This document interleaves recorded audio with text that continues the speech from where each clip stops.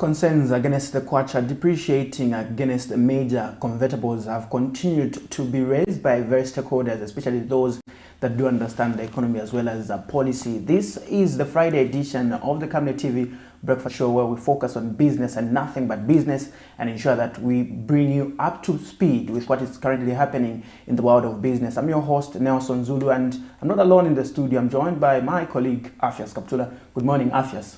Hi, good morning. Yes, how is your morning this Friday? Looking at it that we're midway into the month of December. Into December. Yes. It is awesome, and also hope that our viewers they're also having a good time and hoping to have a good time on this breakfast show this morning. Indeed, hoping to have a good time with us, because that's a conversation that we shall be diving into at a later stage when we'll be joined by an economic expert or an economist just to help us understand what are some of the measures that are being put in place in order to ensure that the depreciation of the kwacha is cushioned, as well as looking at the economic indicators. Where are we? What are we supposed to be doing? But right about now, let's move directly into our health corner and see what our doctors have for us this morning.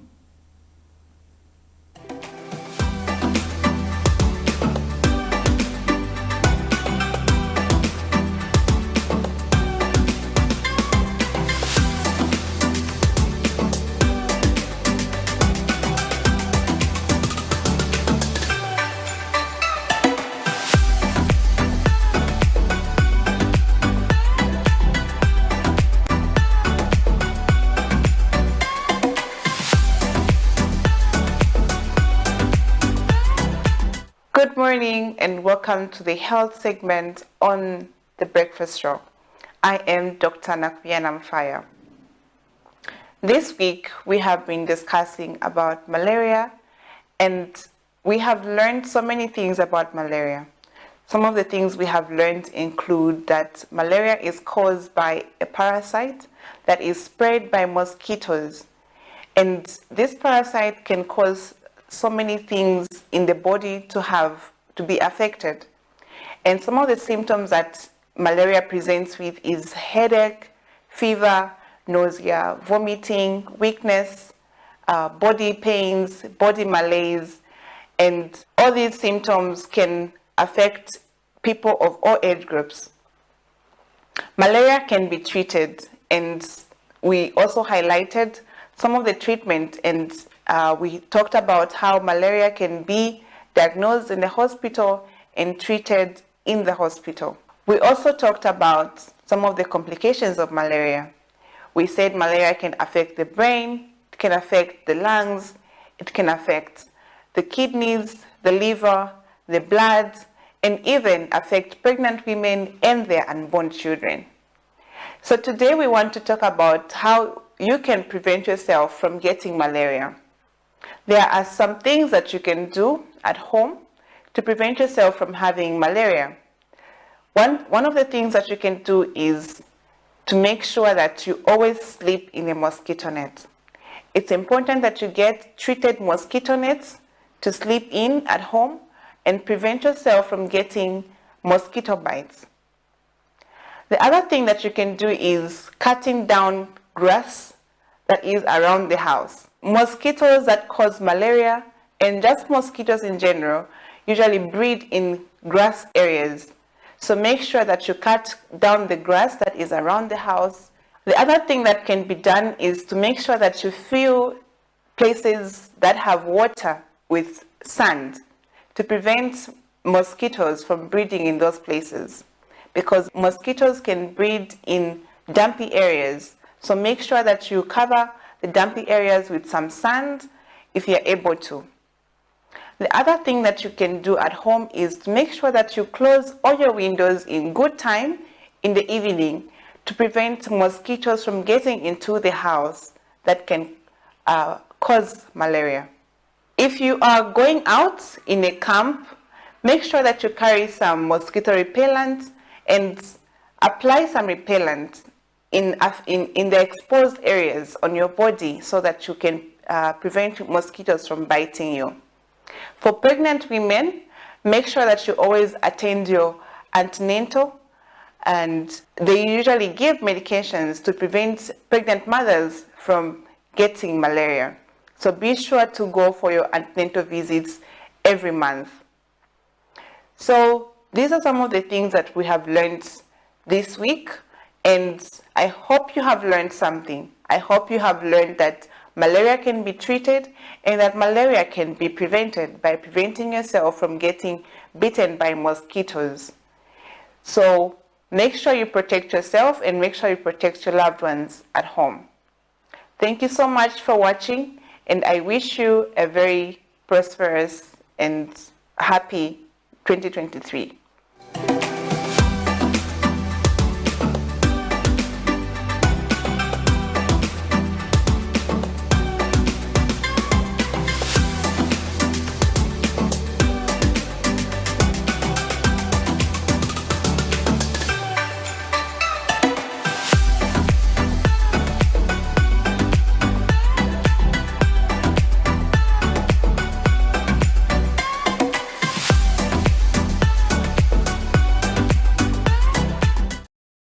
Thank you so much, Dr. Nawina Lotto, just trying to drive us into the conversation of malaria and how we can prevent it. And I knew for a fact that one thing that stood out for me was the aspect of ensuring that, you know, you can prevent malaria just by simply also closing your windows in time when it's in the evening. Yeah. Yeah, and like leaving these mosquitoes to invade your rooms so that you prevent yourself from malaria. And then we know it's a time where the rain season is here, and there's also some sort of... There's stagnant water around. Exactly. And so it's a very important time to make sure that you take care of in terms of preventing malaria. Yes. Yeah. Just like I did indicate in my preamble, I think we were talking about concerns that are being raised by various stakeholders over the kwacha depreciating. I think previously within this week, we had stakeholders from the political sector that were saying, you see, there's need to have interventions that are going to address the depreciation of the kwacha. But right about now, let's go direct and look at how the kwacha is faring against the major convertibles, the segment that we refer to as the money market. Right, you have it on your screen there. The euro is buying at 26 kwacha, 71 ngwe, selling at 27 kwacha, 24 ngwe. The Great British Pound is buying at 31 kwacha, 6 ngwe, and selling at 31 kwacha, 67 ngwe. The South African Rand is buying at 1 kwacha, 32 ngwe, selling at 1 kwacha, 34 ngwe. The United States dollar is buying at 24 kwacha, 43 ngwe, and is selling at 24 kwacha, 91 ngwe. This is updated as early as 7:05, and do remember that these exchange rates, they vary from one bank to bank, and surprisingly enough, or maybe not surprisingly, but I think we've had a conversation of us being positive, just like we've seen. I think yesterday we were somewhere at 24 kwacha. The dollar was selling at 24 kwacha, 66 ngwe, somewhere there, 76 ngwe. And today we've seen a sage. It is selling at almost 25, which is 24 kwacha, 91 ngwe. Yeah, I think the trend has continued. It just goes to show that the kwacha is in trouble in terms of it's trading with other convertible currencies, especially the major trading foreign currency, which is the dollar. So I think in that area there's a challenge that needs to be addressed. And what is also worrisome is that several interventions that have been put in place of late, they have not done much to reverse the situation. Yesterday you were with the Kangombe, Christopher Kangombe. Yes, Kamfinsa member. Kamfinsa member of parliament, yes. He did mention that he was saying that, according to him, he's saying that perhaps the dollars have run out. That is why we are not able to control. So I think let's also get to hear what the expert is going to talk about today in terms of why is this situation where the kwacha has continued to depreciate and it's detrimental. Yes. In terms of on local businesses. Yes, because it's not even just on local businesses. It's also like on a household level. We've seen now families trying by all means to constrain or restrict themselves to certain activities, whereby you're saying, for now, teaching the way things are supposed to be. It's either you eat in the morning, you won't eat in the afternoon so that you eat in the evening and then you cushion that other time that we're supposed to eat. So maybe these are also other interventions that also need to come into the picture, because we do understand that everyone at this moment is feeling that pinch of what is happening in as far as the economic indicators are predicting. Yes, you're right. You see, one funny thing about this dollar issue that I've come to find out is that, you know, especially those, those people who have too much shops, you know what they do? When they get the window of a dollar yakwera, they will just wake up this morning in the shop and say, no, we have changed the prices, they have gone up, dollar yakwera. But you discover that even at times they are dealing with old stock. So there are all these things that come into play, whereby even people sometimes they are also exaggeration. Yes. They have to say, no, the dollar yakwera, let's do this. So at the end of the day, the impact is going to households who are able to, who have to put up with in terms of reduction of their expenses. Yeah. You know, the food basket is hovering around 9,000 kwacha now, then plus these prices indeed have gone up.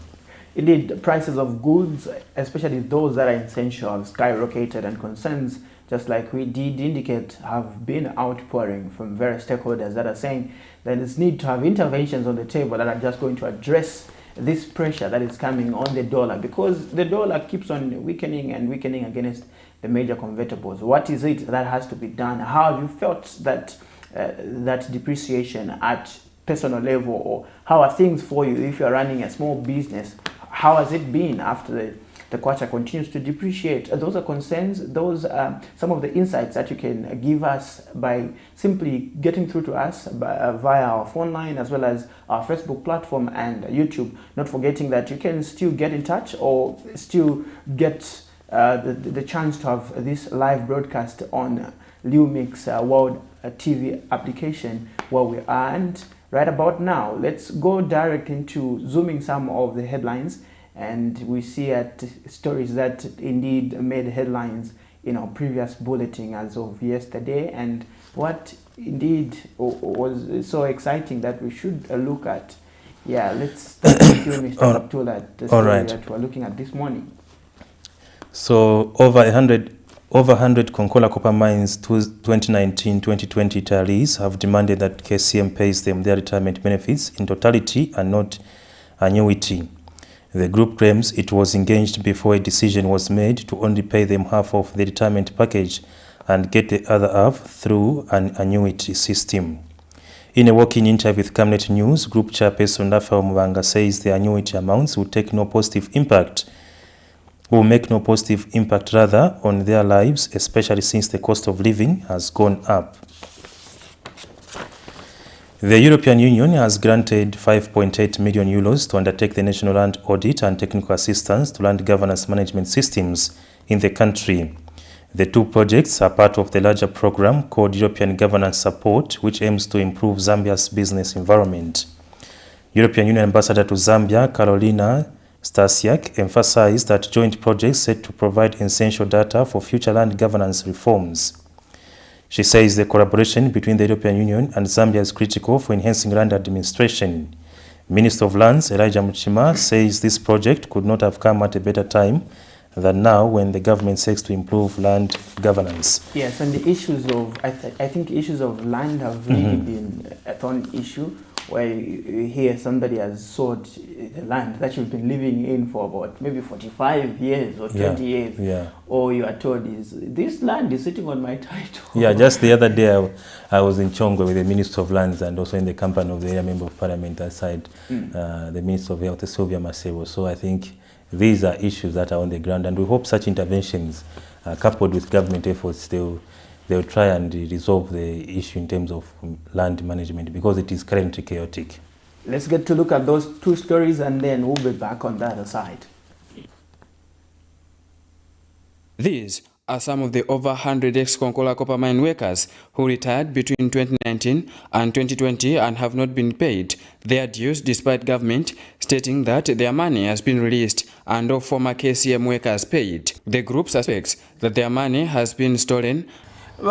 Information Minister barandiko bati twali bapere mpya ifwe tamumona na kuno ku State House tabesako cho tabeshira pani twali bapera ero babe ko tamwa bapera because nene alishoka tamwa bapera ati fonga twafunya mu budget ni shitwa bapera but ifo bayisa tufumishe ifunde limbiro tatuishi byati lifunde nomba ifire landa wa minister ne fire chita pa ground na fikusana before that turaku state house twaire kuri provincial ministry ba matambo twali monene na bena twabera turekonka fife chifiro kukonkwa ba provincial minister twalika na bena mu office mia bo twalanshanya ba chitana instruct ba permanent secretary ba ugasinka somo barembere ni leta aba mushite ile yakuri ba Minister of Mines bali lembere jabale mbere ile leta bali kokwere ukwabuloko bati ile leta iwere twali search ta follow up for bene twayako again bale mbali follow up again twayako again bale mbali follow up wala bati bati mwalai twalira mu bene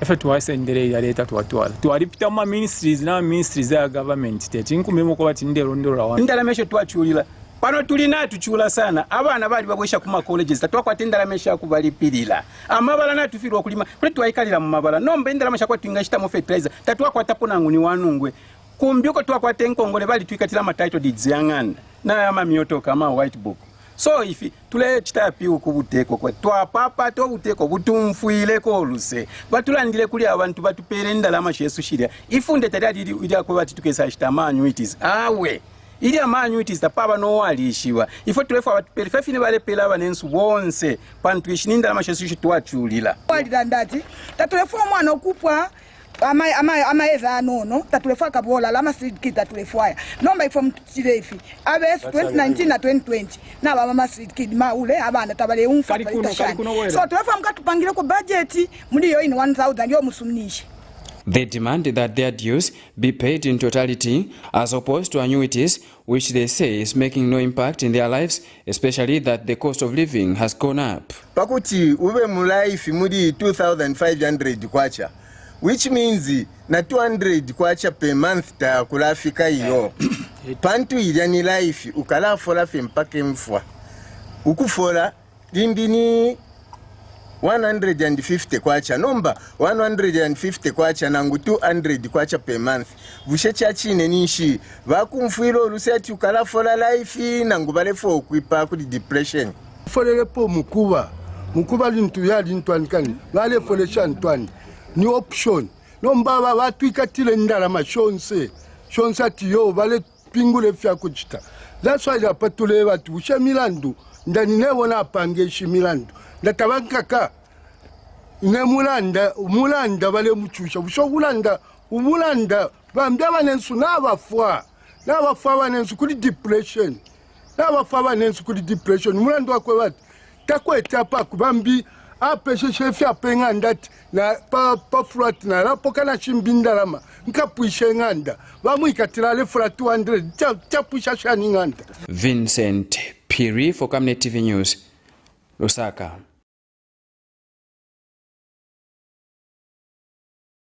Thursday, 14th December 2023, the government of the Republic of Zambia and the European Union launched 2 new projects to support Zambia's land governance and management systems. The 2 projects will cost 5.8 million euros. The National Land Audit Project attracts a grant of 3.2 million euros, while 2.3 million euros is for the technical assistance to Land Governance Management Systems project. The 2 projects are part of the larger program called European Governance Support, which aims to improve Zambia's business environment. European Union Ambassador to Zambia, Caroline Stasiak, emphasized that the joint projects seek to provide essential data for the future land governance reforms. Modern and internationally recognized and inclusive legal framework, which we heard earlier, and a clear institutional setting is important to ensure equal treatment of all citizens, and particularly women and youth, with regard to access to land and to avoid any land-related conflicts and disputes. Promoting an efficient, coherent and transparent land administration will increase stability and security in land tenure and reduce transaction costs. This is crucial, as we have heard this morning, for potential investors and for local private sector, as land remains an important collateral in access to finance. and this will in turn contribute to a more efficient domestic revenue mobilization. Minister of Lands Elijah Muchima says the project could not have come at any right time than now when the government seeks to improve land administration in the country. It is critical to address unauthorized land use changes that occur without proper environmental impact assessment. As government, we expect that a land audit will facilitate the creation of comprehensive roadmap for the audit's execution by providing a holistic and well-informed approach in land administration. The objective will be to develop a robust methodology for auditing land tenure and monitoring land use dynamics in these critical zones. Poor or ineffective land administration and mismanagement of land and natural resources lead to conflicts, mistrust, and degradation of environment. Land audit generates information that will facilitate informed decision-making for the government. Patrick Soko, Camnet News.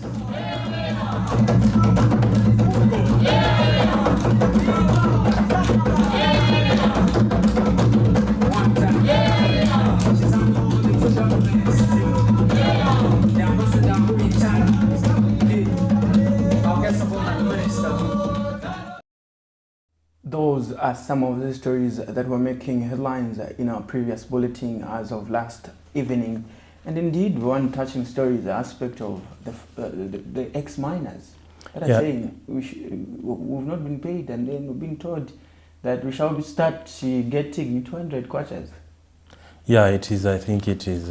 You can just sympathize with them. It's disheartening, especially that according to them, to what they are saying is that they were paid part of the money, which is half of the benefits, and then when you're expecting to receive the other half, where you engage in other ventures, you start building, you get a loan, and then the payment method change, or the payment arrangement changes into annuities, which where they're supposed to be getting now 200 kwacha, and I think it's a challenge.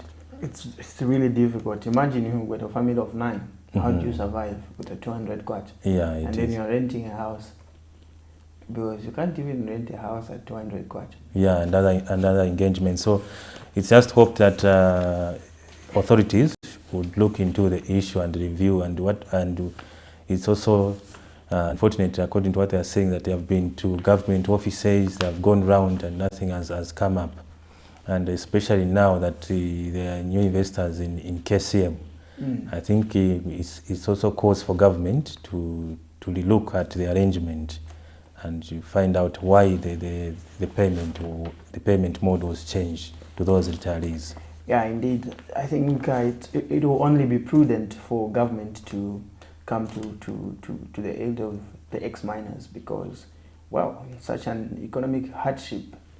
A lot are trying to seek relief in all sorts of activities just for them to survive. But however, do remember that you can still give us your perspective, your contributions on what has been aired out so far, and what you think should be the right steps that should be taken so that we ensure that we move progressively. And moving forward, some of the stories that we're looking at that were making headlines previously is this one story that has to do with the former President Edgar Lungu asking the Constitutional Court to grant him a permission to file a petition during the Christmas vacation challenging Attorney General Muliro Kabesha's decision to withdraw all his benefits as former head of state.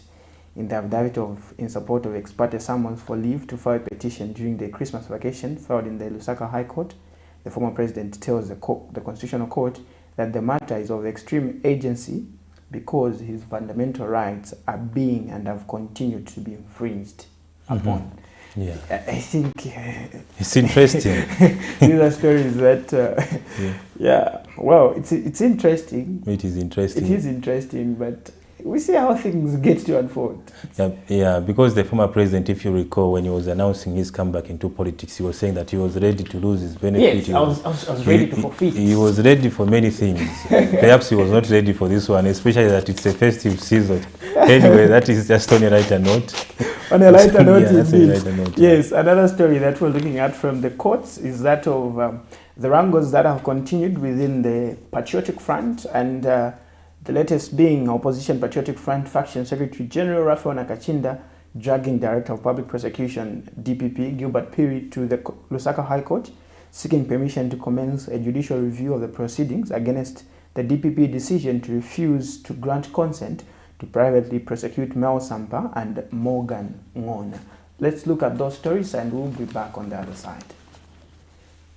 President Edgar Lungu has requested the Constitutional Court to grant him authority to file a petition during the Christmas vacation challenging Attorney General Mulilo Kabesha's decision to withdraw all his benefits as former head of state. In a letter dated October 30, 2023, Acting Secretary to Cabinet Dr. Oliver Kalabo informed the former head of state that the government was with immediate effect withdrawing all his benefits following his announcement of returning to active politics. But in the affidavit in support of ex parte summons for leave to file a petition during the Christmas vacation filed in the Lusaka High Court, the former president tells the Constitutional Court that the matter is of urgency because his fundamental human rights have continued to be infringed upon. In the summons before the court, Mr. Lungu's advocates, the Kando Kalalukan Company, state that the former president is unhappy with the response from the Attorney General and intends to file a petition seeking amends in the High Court. The former head of state argues that in November 2023, his rights to freedom of expression, assembly, and association are not to be discriminated against on the basis of, among others, political opinion as protected and guaranteed in the Constitution were contravened when he was subjected to unconstitutional measures on account of information he shared to hold office in a political party. However, in responding to Mr. Lungu, Attorney General Mulilo Kabesha states that the decision by the state to withdraw Mr. Lungu's benefits was done within the confines of the law.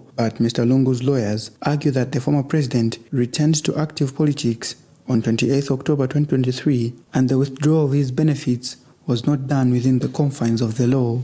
Nelson Zulu for Camnet News, Lusaka.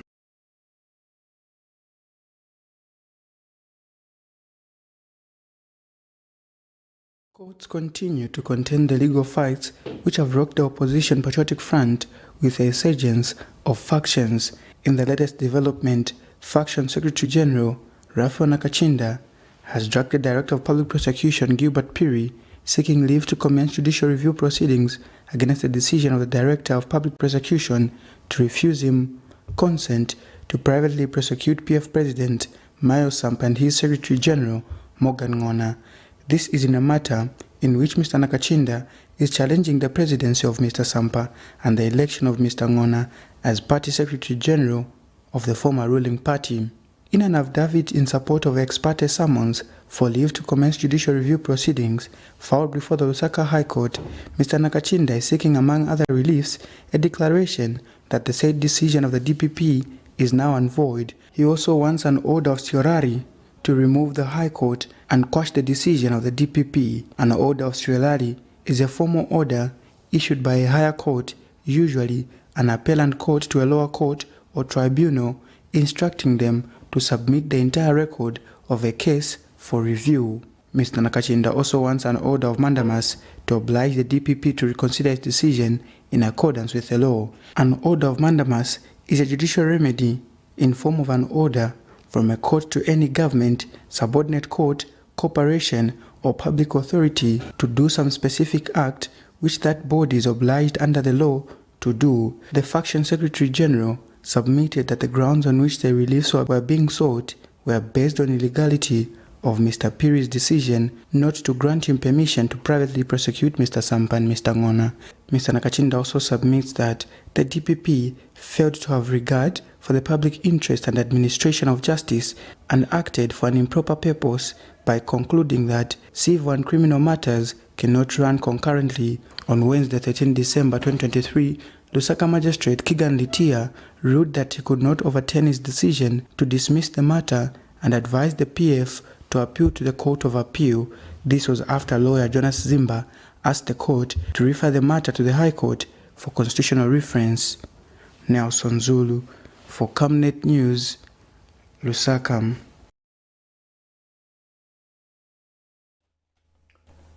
Those are stories that were making headline yesterday, and one interesting aspect, yes, was that the president is before, the former president rather, is before court asking the constitutional court to grant him permission so that he files a petition so that they hear his matter. Is challenging the withdrawal of his benefits to have been illegal after he rejoined active politics. It is interesting, as we have mentioned, and it's very important. Perhaps we should also get a legal mind on this matter. That we just dissect the entire issue, because the issue of benefits it is constitutional, and I'm sure the former head of state knew that when he announced his return to politics, that it was a major repercussion. Yeah, it was a major repercussion which government continued to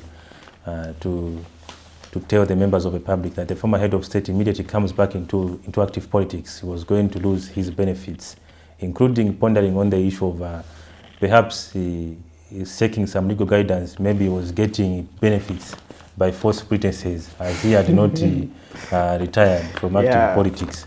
So I think his arguments are interesting also to hear. Yes. And also I think we should endeavor to get a legal mind on this matter, and also political analysts to say what is the thinking around this issue. Or maybe he was hoping for a gradual withdrawal, Christmas kapita, then you know, can you hear any? Mr. Kapto, I want to do that. It's an issue that is already before the court. Yeah, so we shall continue to follow through in terms of the happenings, and if there's any latest. But also the other issue that is also before the court is the aspect that the infights that are within the former ruling party. Now, we've seen a twist from the faction secretary general, Raphael Nakachinda, was suing the DPP in the High Court that you see your decision not to grant us consent to privately prosecute Mario Sampa and Mr. Morgan Ngona is actually illegal. It's not according to the law. There's no procedure. So we want that decision to be overturned. These are also issues that we, I think, delved into yesterday with Kamfinsa Member of Parliament, Mr. Christopher Kangombe, was just saying, yes, such issues are better solved out of court, simply because the courts might even take 5 years before they resolve your issue.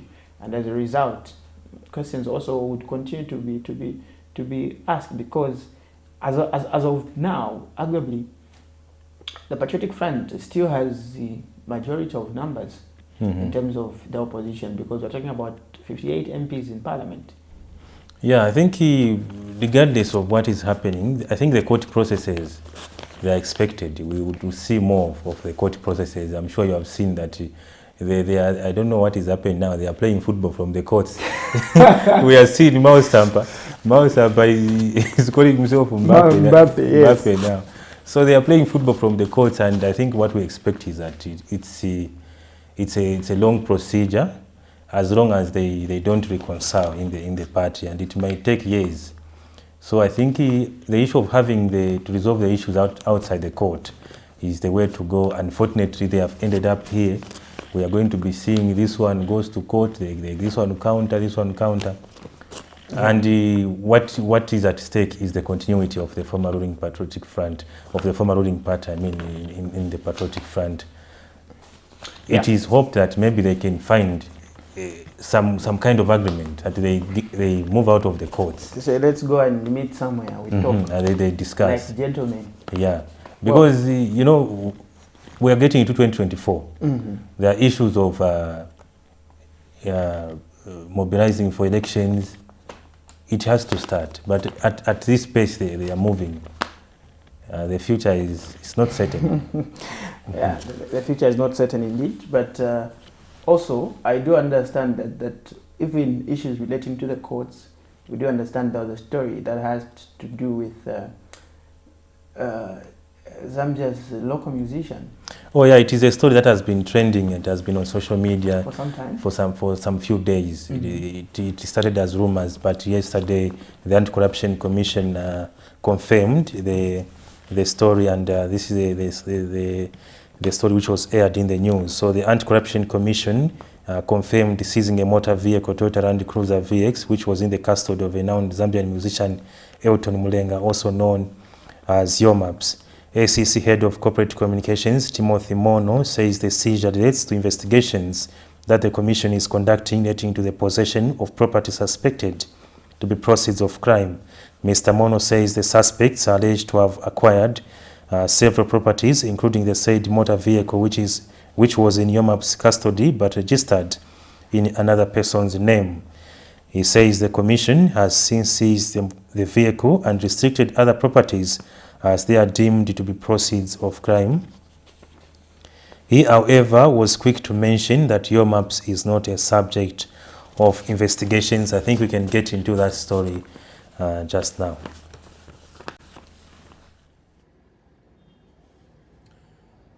The Anti-Corruption Commission wishes to confirm that it has seized a motor vehicle, the Toyota Land Cruiser, a VX registration number BLC 2179, which was in the custody of Zambian renowned musician Elton Mulenga, aka ZAMBIA'S.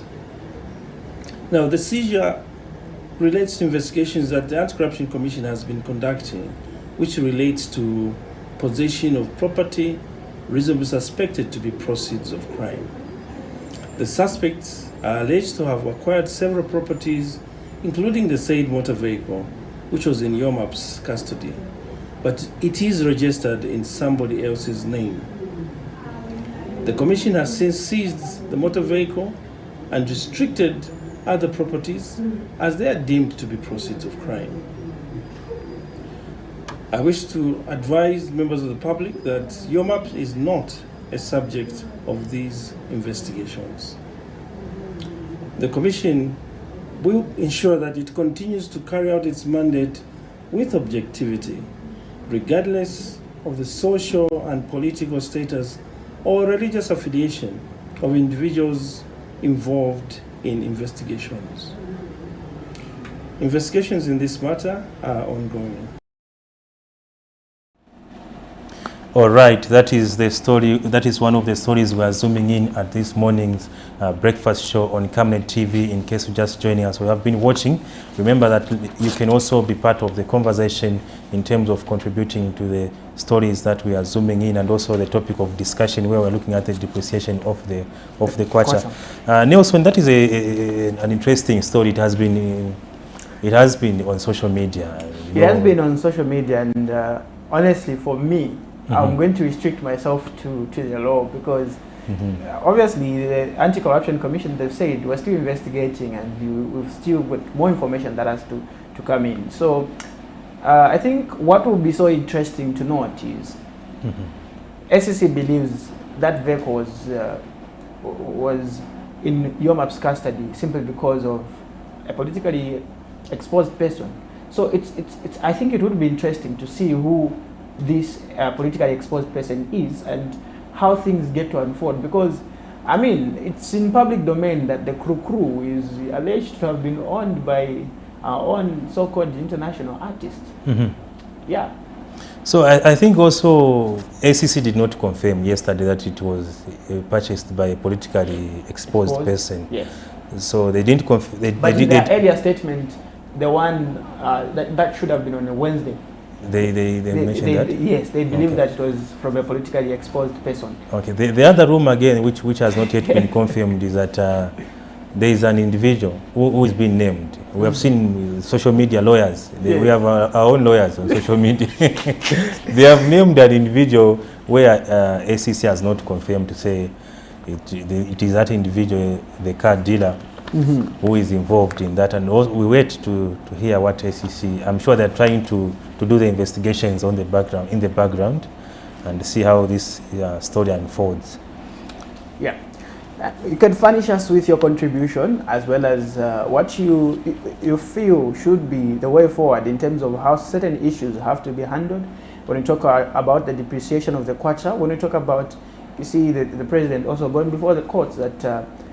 The former president rather, going before the court that, look, the withdrawal of my benefit was actually legal. It didn't follow any confines of the law. So there's need to look at that and see how you can best help him, because he's alleging that his rights are being infringed upon, and there's need to ensure that that petition is heard even during the Christmas vacation.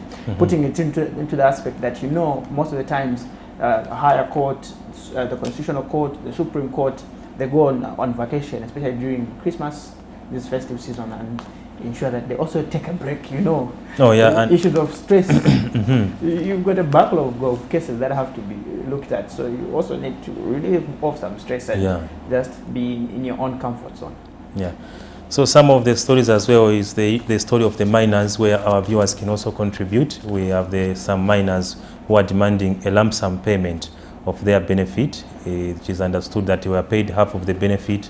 However, the payment terms have been changed into annuity, where they're going to be receiving 200 kwachas per month. So the miners are saying that that money, with that amount, they cannot fulfill the investment ventures they have undertaken, and others are also at the verge of losing their properties in terms of houses and cars, as the people they owe money, they have collected documents of these properties. So you can be part of the conversation this morning. You can contribute via the phone line on your screens. Indeed. And let's move forward with zooming our headlines. And one of the stories that we're looking at yesterday was that of National Democratic Congress NDC Party National Spokesperson Emmanuel Malite, who has cautioned. Well, before we even get to look at that story, let's pick this call. Good morning. Good morning, sir. Good morning. Thank you. Through to the Camnet TV Breakfast Show. Your name and where you're calling us from? I'm more like Brian, calling you from Ndola Cow. All right, Mr. Brian, you may go ahead with your contribution. I'm calling. You can go ahead, sir, with your contribution. Hello? Thank you so very much, sir. I want just to make a contribution over yes, I'm getting Yes, you can go ahead with your contribution. Okay. The miners who have not gotten their other money. Sir, bazuru n'abanenu bushemuza nchwazere fyaba nesunga bale chula ntofwa wino my officers will just sit there and taking to help our colleagues. We heard your news that they are going through the office. Ministers and others, they have failed to help them.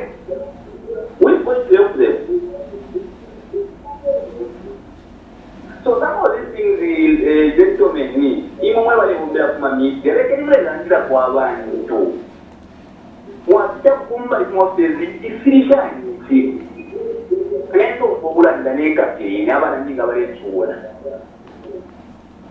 Secondly, I wanted to ask a voice also. Kumalango zaba PF. Ile muzaka ngabwati abantu abasambira manota bakwatya. Mwamuna ba Mausamba kwa 200,000. Ndio kwa 200,000. Ni kuli nani? Wale wakishama presidential cabinet ya PF wale walikuimana convention. Shimba kambwiri mukwaya njala bali twala ma 200,000 kumuntu umo. Noma kuyiwa kumuntu batwire ko ba Mausamba. Lero bamubutuka no kuyapanga convention yabo beka. No kuyitawe batwire ko 200,000.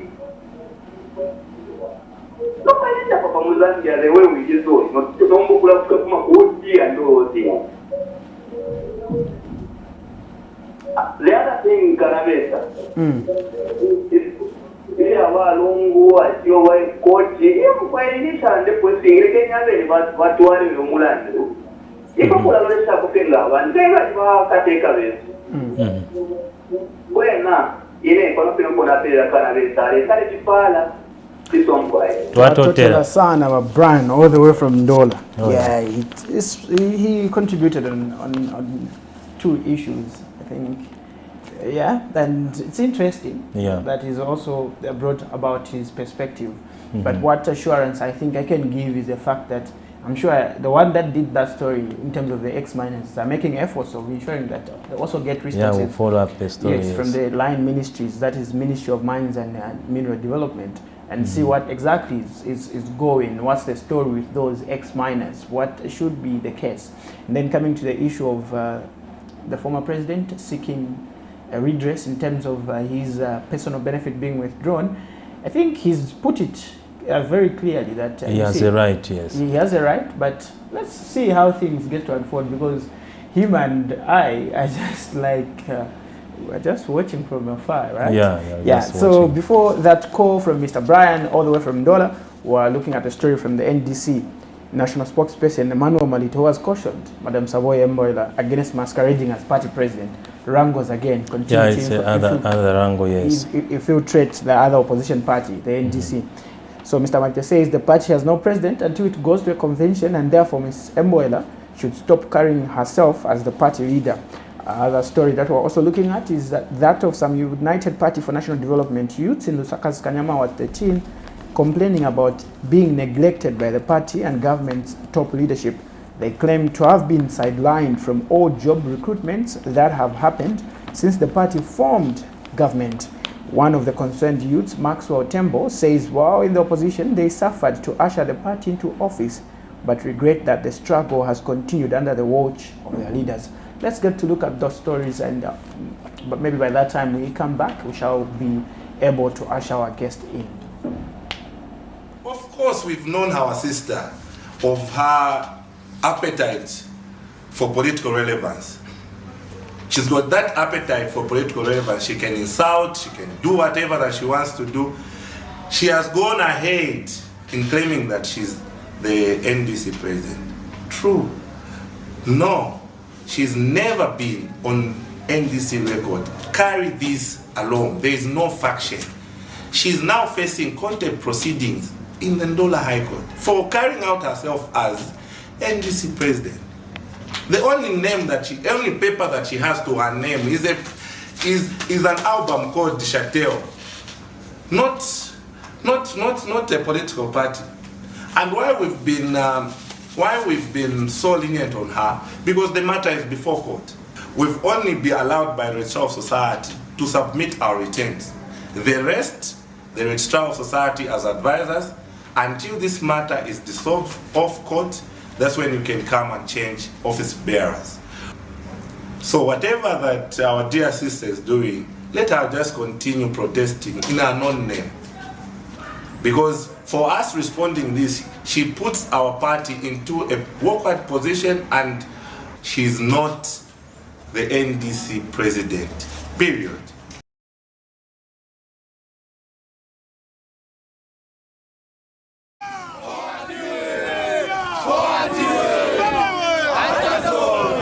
Lusaka's Kanyama Ward 13 youths are at it again, staging a mini protest at the ward office claiming neglect from their leaders. The aggrieved youths, who carried placards with different messages, say since the party formed government, employment opportunities have eluded them. Employment kuno kuma youth kulibe ba president bali bashita create ma jobs kuti abwere ku background but peze kati ma leaders watu wali kumwamba ku mashito yabwera but background siyafika ma youth wonse sibasebenza bemuona hapa shamulane ba president watu bechechi basebenza usiku na muzuba but bantu bawo bamene banasanga kuti babatandizire babasirira shemuna bane babasirira balevi ngoma mwabasirira ba president sumbatandiza Maximuwe sumbatandiza wa president. Why? Because imwe ndimwe wa link between the party and the ruling party bali mu New Dawn na ise ba UPND ndiye link yatu ime kutilinkingira na government but kulibe ve muchita. Speaking in separate interviews Thursday morning, the youths demanded for answers from their leaders regarding their plight. Ma create job kuti bantu bakasha pass for my youth. So mwa icho tunafufuza tunapeza kuti kuzambia ami wezongelesa kuzendesi wezongelesa kuzafu wezongelesa kukanso wezongelesa but mayusi wako wa 17 kulibana ngenako lo umozi kulokanya makuno onse wonse tuvutika chabe kapena wanatikana tifuna batiuze within 24 hours about tifuna kizwe banatiri chinavutika cha mayuthi wanalikwanda wanavutika ndifi tifuna batuuze within 24 hours uti batikanamo tisiwe banadzayimirira naife notuti tikaferemo tabe sataniza vili vonse. Kanyama Ward 13 Councillor Leonard Chero, however, says the party is doing its best to have its youths employed, adding that it is a continuous process. But we have managed some of them and we are yet to employ others. But it's not a one-day job. For example, there was recruitment for Zambia Army. Those who qualified, they applied. Those who didn't qualify, they did not. But there are some who want to be a soldier, but they don't have qualifications. But in short, we cannot neglect our youth. They will be employed one day, but not everyone. Meanwhile, area Member of Parliament Moti Chinkuri has advised the youths to visit the office to present their concerns as opposed to rushing to the media. Mr. Chinkuri adds that some youths do not avail themselves whenever employment opportunities by government or the constituents are made available. For Camnet TV News, Afias Kaptula, Lusaka. Those are some of the stories that were zooming in that made headlines yesterday and in the previous bulletin, and were those concerns that were raised, and hopefully we'll also get to have a response from those that are indeed supposed to provide those responses. But just like we did indicate, it's a Friday and we focus on business. Just to help us understand issues pertaining to the depreciation of the kwacha, we are joined by economist Emmanuel Zulu, and he's going to be helping us. What is happening to the kwacha and what's the way forward? Good morning, Mr. Zulu. Good morning, Nelson. A pleasure to be here. Indeed, we thank you so much for honoring our invitation and be part of this conversation. Great, thank you. First thing first, the kwacha has continued to weaken against the major convertibles. Your first reaction, and what does this mean to the locals, especially those that are involved in businesses as well as families at large? My first reaction, very unfortunate. Why am I saying so? Because mostly our economy is import dependent. So we actually get most of the commodities from outside the country. So meaning that we need to have, to procure using a foreign currency.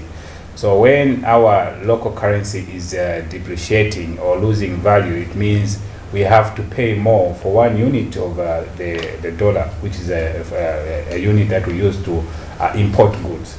So it becomes very costly for most businesses in Zambia, and those that are into products that are brought in, like clothes, the shoes, and even vehicles.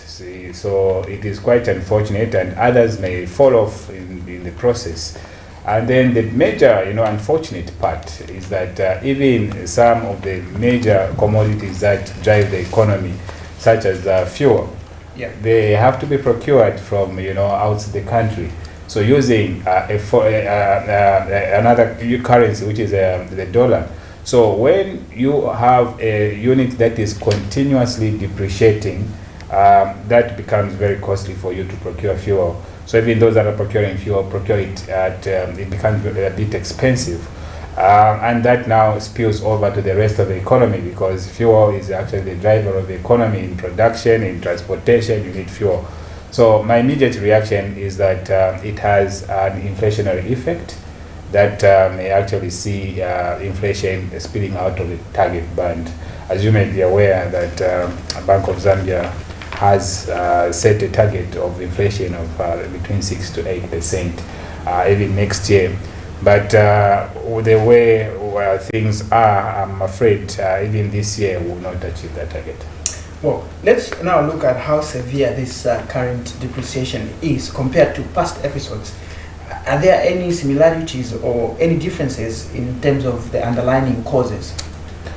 Well, similarities could be there, but the world is constantly dynamic, and right now we know that one of the major issues that we're dealing with is the aspect of the Russia-Ukraine war. Someone will still argue to say that is a major issue currently that is affecting us.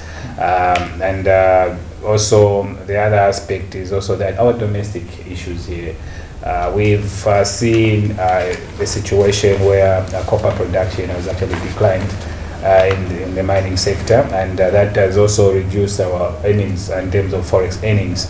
So that in itself has had a very serious impact, because you have to earn forex for you to have dollars. So what happens even in the foreign exchange market is basically the availability, what you call supply, and also demand.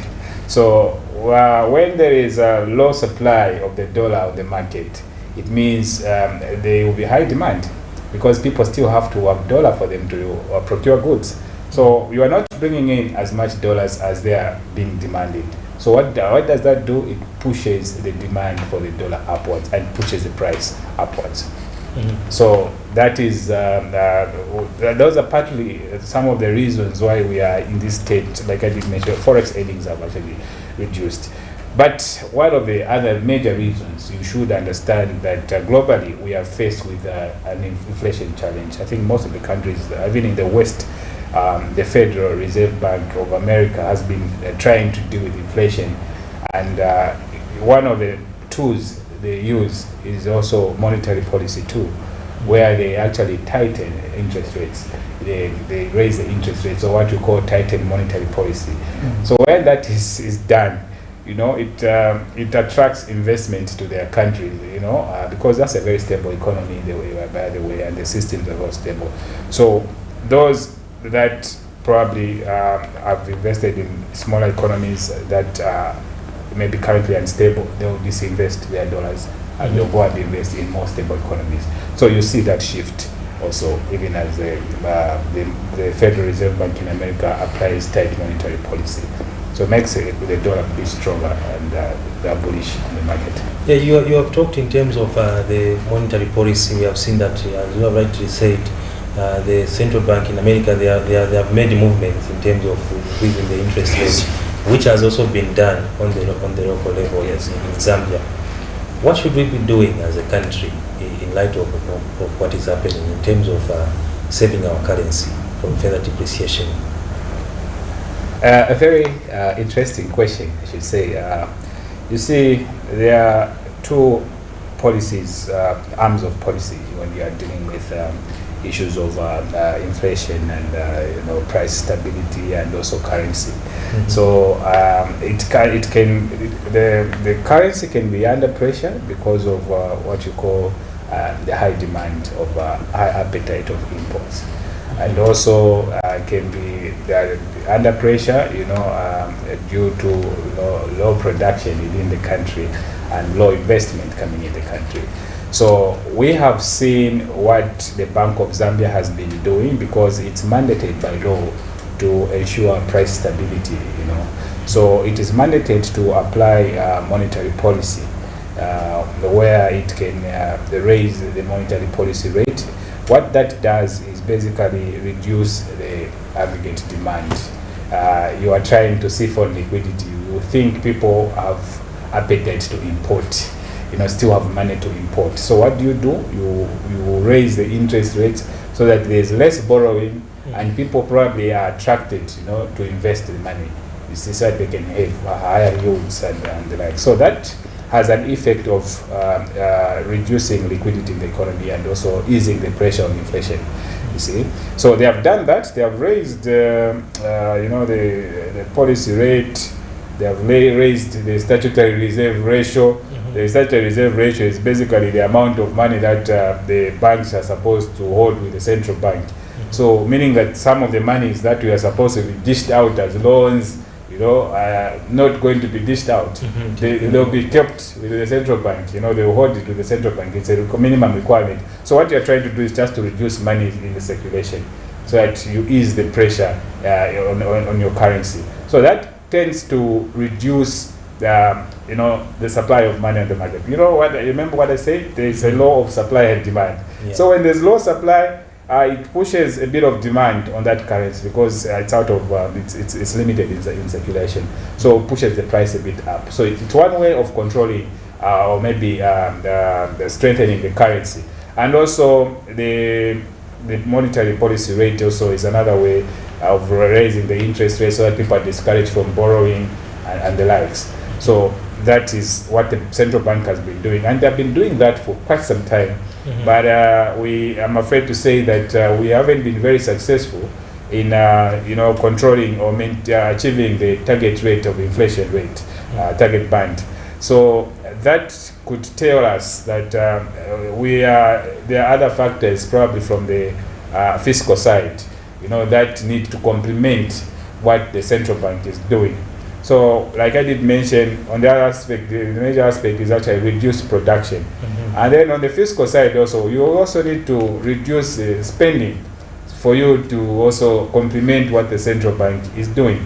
But we have quite a number of issues on the fiscal side, because we still have the debt issue, that is still hanging. We haven't resolved that debt. So that has also reduced investor confidence because of that prolonging. How that affects the money market is that when there's high investor confidence, you are now attracting investment in the economy. People now come with dollars, invest in the economy. So what happens is that you're now bringing the dollars in the economy, and now that also affects the foreign exchange market, because now you have supply increasing. So you might see the dollar, the exchange rate actually getting better, your currency getting stronger. But that is currently a bit disturbed because of the protraction of the debt restructuring deal. Most investors are holding back. They are a bit skeptics. What is happening? The bondholders, did not, and the official creditors did not agree to the agreement that Zambia signed. So they more like sent them back to the drawing board. So that has stalled the negotiations. I think you've heard the government officials say, no, once the debt restructuring deal is done, you'll see more investment coming. It's because of this relationship that comes in, because of the investor confidence, credit ratings improving. So investors are looking up to which economy can we invest in. It's a competition, So when they see that this economy is poised to grow, and that credit rating is improved, the government is paying debt and all that, they are comfortable to come and invest in the economy. Unlike when there's uncertainty, you are owing, you are a defaulter, because the recent Fitch I think report still indicated that Zambia is still a defaulter because of that Eurobond that we didn't pay. So those are the factors that are influencing our currency at the moment. All right. You are watching the Camnet TV Breakfast Show, and we are talking business. In the studio, we are joined by Mr. Zulu. We are discussing the depreciation of the kwacha and looking at factors around all these issues. Nelson, I think it's a complex issue. It's a complex issue altogether, and I like the fact that he had brought in some efforts that were being done. And undoubtedly, I think we've had concerns, or we've had hope, where the IMF deal was initially seen as a positive to ensuring that the kwacha performs well. But with what you just said, is there potential impact that is likely to be seen in the future in terms of influencing these efforts, and then see ourselves at a point where the kwacha gets to stabilize? When you are talking about the future, Nelson, the future lays in the plans that have already been put forward. We are talking about the 8th National Development Plan. You are talking about, the medium-term budget plan, and then you're also looking at, the 2024 budget. So that is what gives you a picture of what you expect to see from the side of government. So I think just in the immediate term, which is just in the short term next year, we expect to see a number of reforms. And if you've seen how the 2024 budget has been structured, more resources have been actually tilted towards economic affairs. We are talking about a situation where we are coming from a period where about 50% of the budget was going towards debt servicing. But now, if you look at the 2024 budget, we have actually allocated more resources toward economic affairs. So meaning that the government has identified that we need to produce. The appetite for imports actually grows when there's less production in the country. Fertilizer, you are importing. Drugs, you are importing. Anything, even peanut butter, you are importing. So what you want to do now, you have to, for you to reduce that demand, the pressure on imports, you have to do what we call import substitution. So you start slowly by growing your manufacturing base. So once you start investing in your manufacturing industry, you start, producing for your local economy as well as exporting. So once you are producing for your local economy, you are now reducing that appetite. People that used to go and order fertilizer from Ukraine and all that, they will now get from these companies that we are seeing opening up.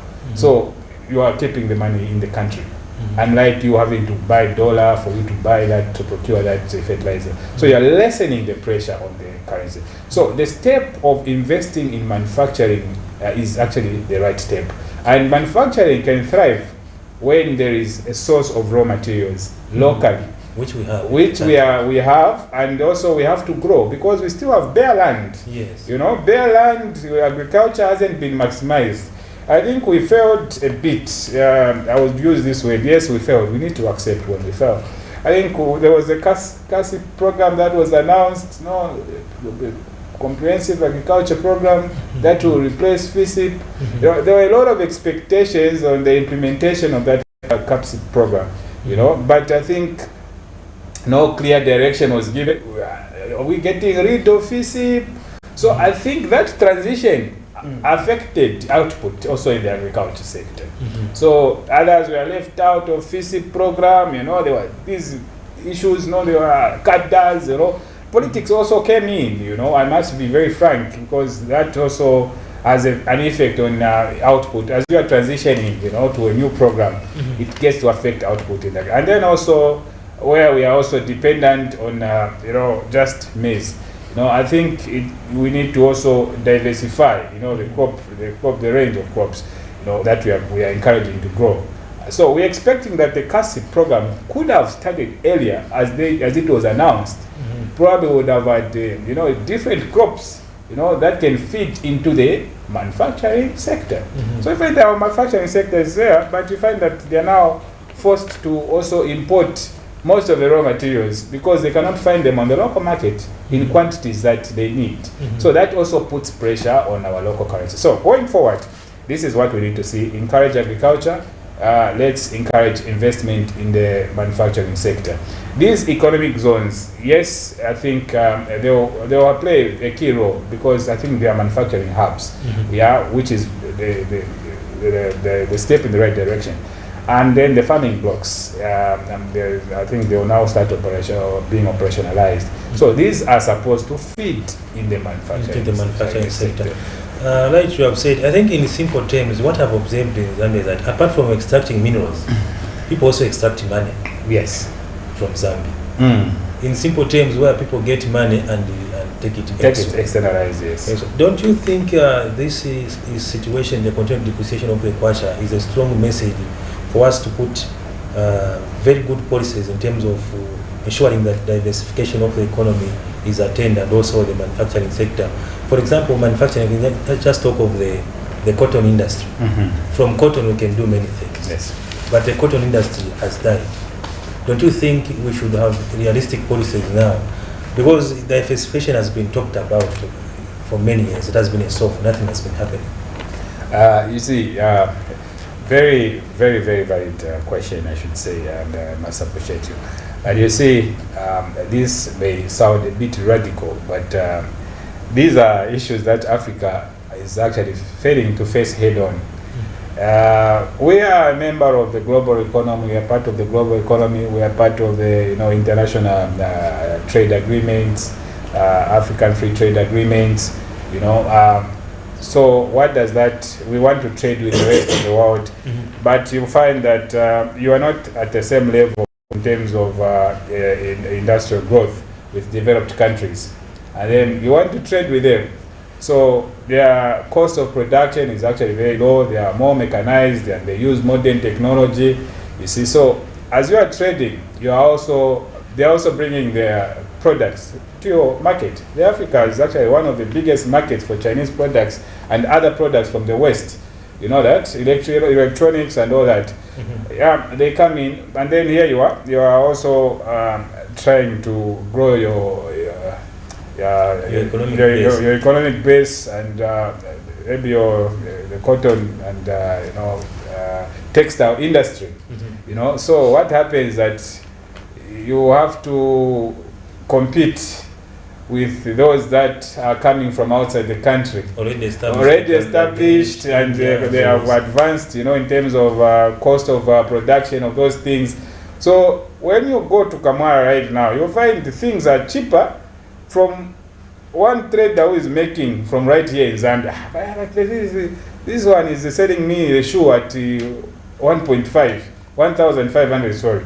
Then the shoe that came from China is costing 800.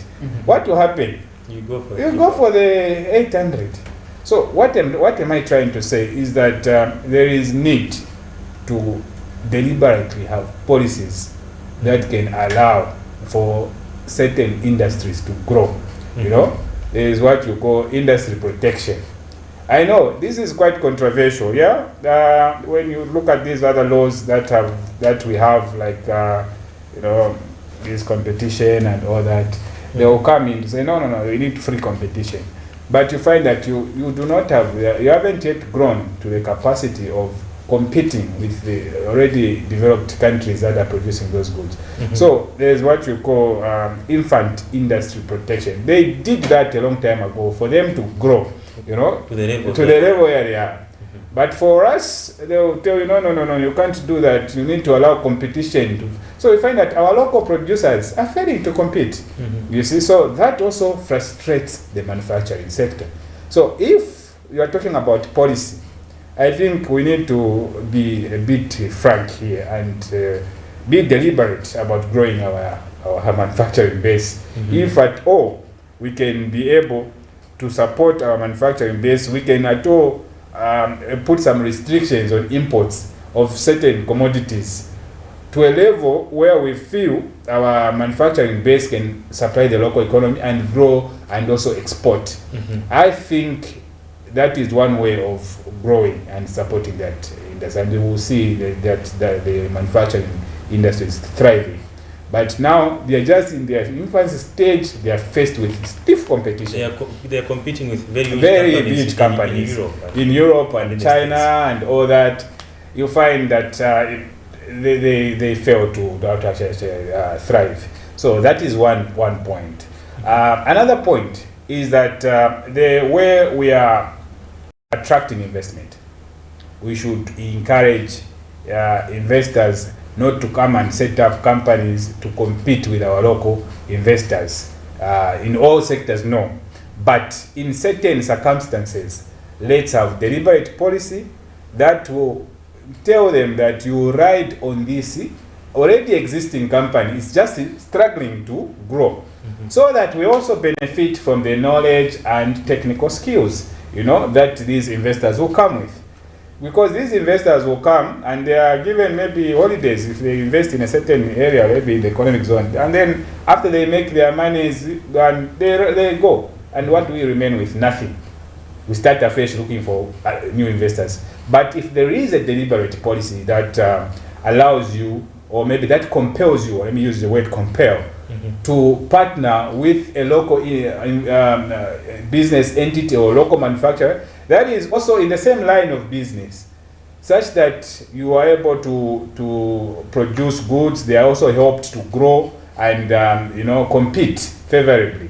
I think even by the time that foreign investor is planning to pull out, that local company will have grown. They will have also benefited from the knowledge, from the technology and the likes. I think that is what I would recommend. Just some of those factors we are discussing leading to the depreciation of the kwacha. This is the Friday edition of the Camnet TV Breakfast Show. I am Afias Kapua, co-hosting with Nelson Zulu in the studios. Nelson, we are in the dying minutes of the show. Yes. Yes, and we're in the dying minutes of the show indeed, and I would like to get a perspective from Mr. Zulu here. We've seen the central bank come through with interventions such as raising the interest rates. Has this really been effective in terms of ensuring that the country's economy stabilizes and that of the Kwacha gaining strength? First, the central bank is acting within its mandate because it has actually sensed that, or they have seen that we're actually drifting out of the target band, and also there is high volatility of the currency. So these are the tools they have within their mandate, within the law so we've been using these tools, but these tools, they have limitations. They cannot, achieve certain, the targets that we might want to achieve when they are just applied in isolation. So they have to be complemented. So we are not really achieving as much as we could have achieved in terms of stabilizing the economy, because we've seen the Kwacha continuously depreciate.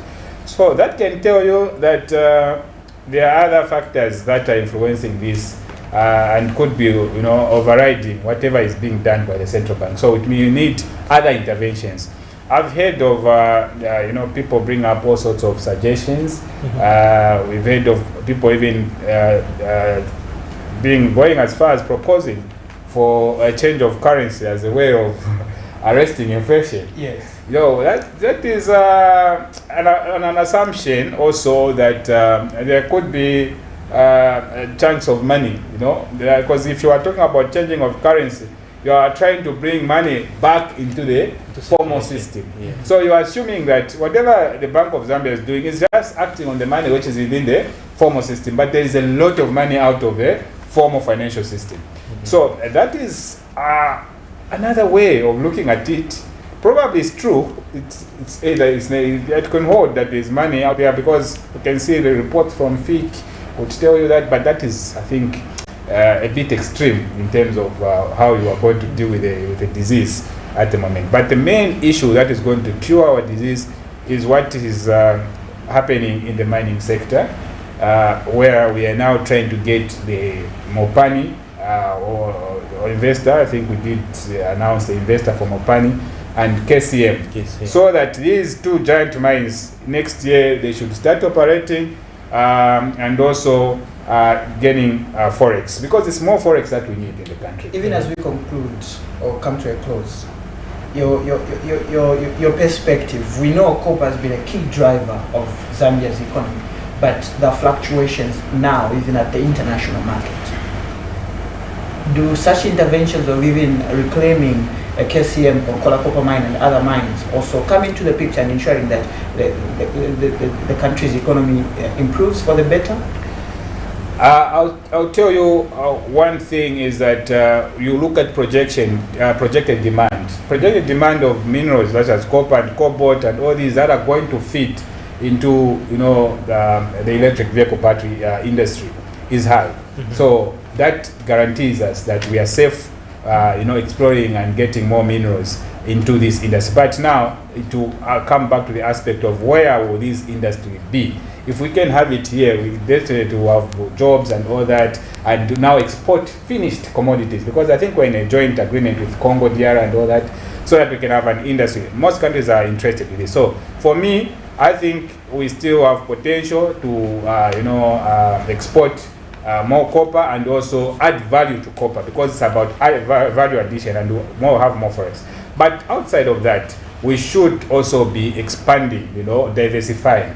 We've been talking about diversification for a long time, but it's high time that we now get into the actual diversification even in the agriculture sector, and also we can get more forex in the tourism sector. We know that it actually slumped down during the COVID period, but this is a time that people are now moving. There is no restriction to move. Let's sell Zambia, let's encourage investment in the tourism sector. So I think for me, it's the aspect of first dealing with this aspect of the mining sector, which has been the key forex earner, and also some laws put in place. especially on the aspect, I think you brought out a very important point on externalization, you know. Yes, more monies were leaving the country than what was remaining here. So I think next year we are seeing some changes in the way this will be managed. I think ZRA is also bringing an aspect of electronic invoicing and something, so which is going to also help with tracking of these the transactions. So I think we are moving in the right direction slowly. But I think the sooner we get the mining sector revamped in terms of how the prices are okay. On the international market, I was just checking, we're still above 8,000, you know, which is still okay. And I think it's likely to grow because everyone is talking about clean energy and all that, you know, so there's high demand going forward. So we have a bright future with copper and all these minerals. But diversification is key because we still need food, we still need agriculture, we need to export clothing and all that. I'm very concerned about clothing. It hurts me. That's why you've heard me mention it. Oh yes, oh yes, oh yes. Thank you so much, Mr. Zulu, for making time with us. We've indeed been diving into a conversation with economist Emmanuel Zulu just to have an understanding or have a feel in depth in terms of the depreciation of the kwacha. What is supposed to be the way forward so that the pitch that you and I might be feeling is also reduced to a certain level that we also get to appreciate the happenings in the country's economy. But this is where we'll have to part company, and you know, time is not our best friend. How we wish we would have gone on and talk all issues relating to the economy as well as the business. But it has been Nelson Zulu as well as Afias Kaptula on the Friday edition of the Camnet TV Breakfast Show, where we focus nothing but business. With this, it's bye for now, and continue watching Camnet TV. Remember, Camnet TV is not just another channel.